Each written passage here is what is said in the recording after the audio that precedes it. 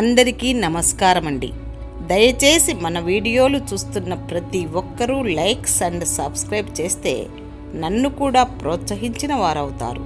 దీంతో మరిన్ని మంచి వీడియోలు చేసే అవకాశం కలుగుతుంది, గమనించగలరు. అడ్డదారుల్లో ప్రయత్నించి ఏదో సాధించాను అనుకోవడం కంటే కష్టమైనా సరే సరైన దారిలో నిజాయితీగా నిప్పులా బ్రతకడం ఎంతో ఉత్తమం.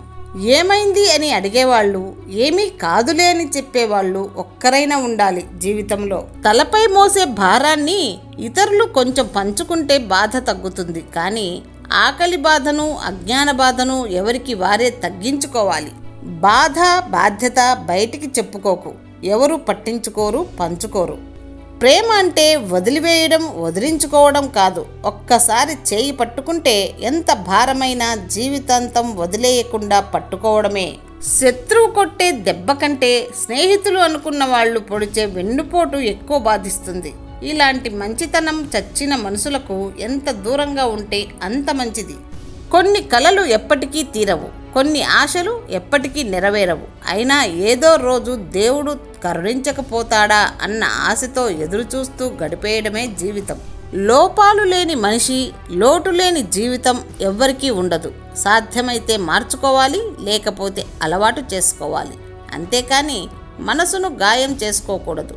ప్రయత్నిస్తే మంచి జీవితం కష్టమేమీ కాదు. దాచలేనంత ధనం, లెక్కించలేనన్ని ఆస్తులు కూడబెట్టిన వారికంటే ప్రతిరోజు ప్రేమగా పలకరించే 10 మందిని కలిగి ఉన్నవారే గొప్పవారు. కావాలని దూరం పెడుతున్నప్పుడు కారణం తెలుసుకోవడానికి ప్రయత్నించకూడదు.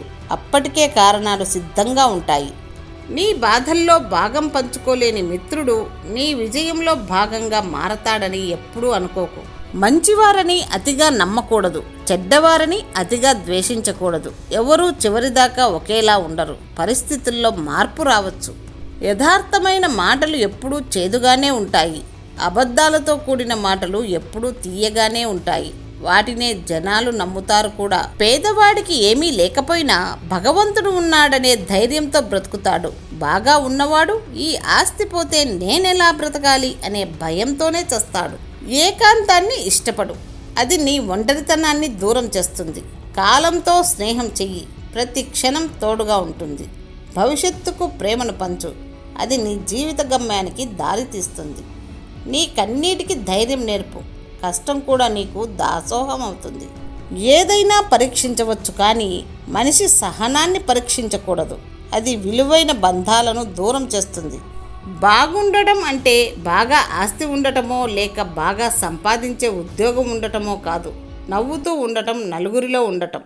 ప్రపంచానికి కనిపించని కన్నీటి చుక్కలు ఎన్నో ఉంటాయి. ఒక మనిషి కోపాన్ని గ్రహించినంత సులభంగా తన బాధను గ్రహించలేరు. దారుణమైన ఆయుధాలు జాగ్రత్తగా వాడకపోతే అవి ఎందుకో పనికి రాకుండా పోతాయి. చేతిలో ఆయుధం లేని వ్యక్తి తెలివితేటలు ఉంటే ఎదుటివాడిని ఈజీగా ఓడించగలడు. బోన్ ఎక్కడ విరిగిందో ఎక్స్రే చెబుతుంది, మనసు ఎక్కడ విరిగిందో ఎవ్వరూ చెప్పలేరు. పండిస్తే తెలుస్తుంది గింజ విలువ, సంపాదిస్తే తెలుస్తుంది రూపాయి విలువ. బ్యాడ్కి గుడ్కి మధ్య ఒకరుంటారు, అతడే గాడ్. అన్నీ చూస్తుంటాడు, జడ్జి చేస్తుంటాడు. నేను ఎలా ఉన్నా నా బిడ్డలు క్షేమంగా ఉండాలి అని కోరుకునేదే అమ్మ. సమస్య అనే కలుపు మొక్కలు జీవితంలో అనే పొలంలో పెరుగుతూనే ఉంటాయి. అలాగని పొలం వదిలి వెళ్ళగలమా? కలుపు మొక్కలను తప్పిస్తూ జీవించాలి అంతే. నువ్వు నీ సొంత కాళ్ళపై నిలబడి ఉన్నా కొంచెం ఇతరులను గౌరవించడం కూడా నేర్చుకో. ఎందుకంటే నువ్వు మరణించిన తర్వాత నీ సొంత కాళ్లతో శ్మశానానికి చేరుకోలేవు.